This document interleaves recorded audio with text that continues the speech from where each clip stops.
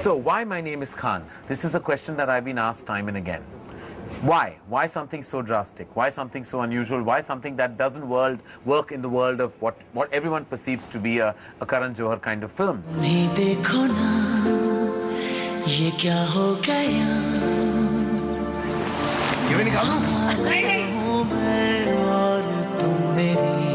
Shah Rukh Khan, of course, is the one big commonality, but there's also these other ingredients. There is this big song and dance sequence, this big item sequence. There's a multi-star cast, all in designer wear. Manish Malhotra to blame, that is.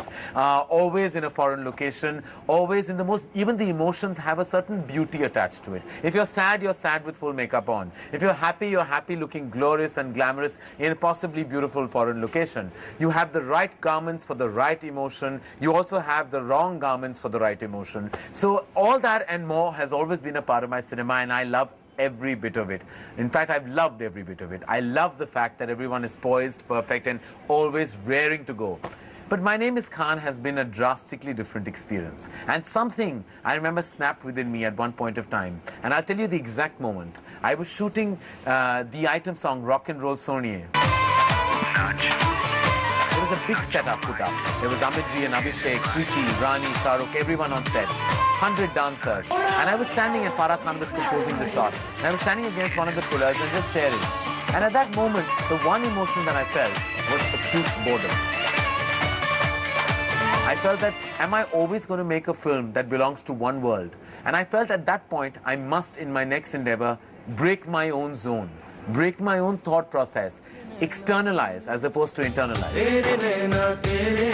But in this particular film, I felt the need to go external. I felt the need to research. I actually felt the need to go beyond my safety zone and make a film that is not from my parameter at all, not in the least bit. So there began my journey, where I actually started in February 2007, exactly 3 years ago. What is the story? It's a love story. Is it a terrorist film? No. But yes, what we've tried to do is taken a real backdrop of a real event like 9/11, and then said, a lot of lives were changed. Let's do a story of a couple whose life got affected by this. There are a lot of perceptions that surround it on a daily basis. Everyone thinks, is My Name is Khan about terrorism? No, it's not. Is it about making a political statement? No, it's not. Is it about addressing a social issue? No, it's not. It's a human endeavor that is circled around a very beautiful pang-based love story. The pang of Rizwan for Mandira, the pang of me as a filmmaker to make this film, and the pang for you as an audience to want to see it, I hope. Fictional love stories are like this. There's always an obstacle, and then you overcome it and get back to the person that you love. In that journey, can we get you to cry a bit, laugh a bit, and say, wow, I wish I was so noble in love. I wish I was so innocent in love. I wish I could recognize the innocence of life as Khan does. Now, this is all the surreal, subtext, deeper meaning of Khan.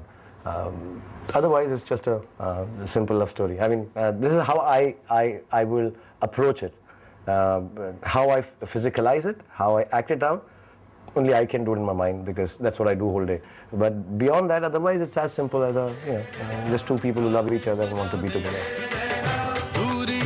For me, if I could say so, this has been my most fulfilling experience. Directing and working on My Name is Khan, dealing with an absolutely superb international crew, cast, and making sure that we've challenged even ourselves as a crew from India on every level and every stage of this film has been heartening for me as a filmmaker.